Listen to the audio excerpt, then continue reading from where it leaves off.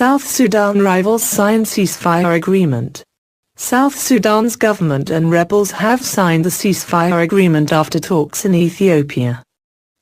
Under the deal, signed in a hotel in the Ethiopian capital Addis Ababa, the fighting is due to come to an end within 24 hours. In the past week, government forces have recaptured the two main cities under rebel control. More than 500,000 people have been forced from their homes during the month-long conflict.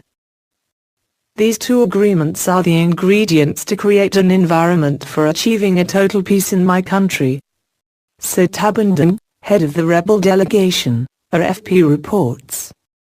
However, the South Sudanese government has expressed skepticism over whether the opposition will be able to control all the militias involved in fighting. Effective monitoring of the truce will be vital once it begins, as tension between the two sides is very high, South Sudan analyst James Cotnell says.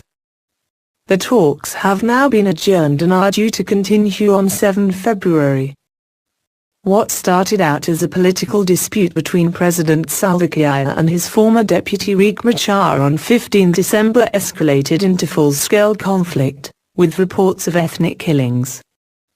A ceremony to mark the signing of the agreement on the cessation of hostilities and the question of the detainees took place at the hotel where the talks were hosted. The agreement is thought to address the issue of 11 detainees whom the rebels wanted freed, and whose fate had previously left the talks deadlocked.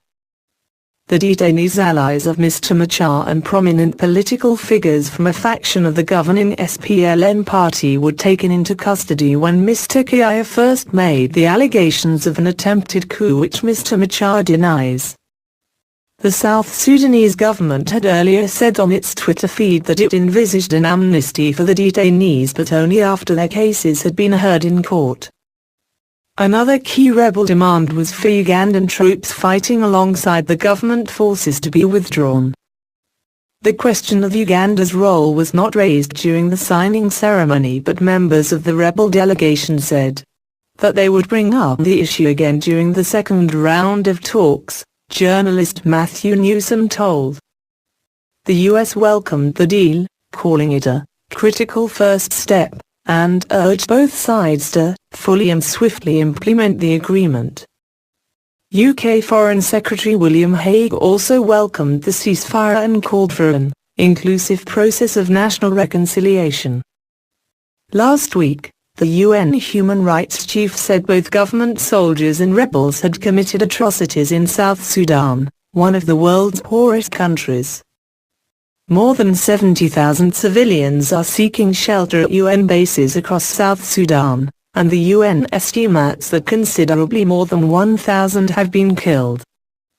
Following the outbreak of hostilities, it was agreed to boost the UN force and an extra 5,500 peacekeepers are being deployed to South Sudan, to bring its strength up to 12,500.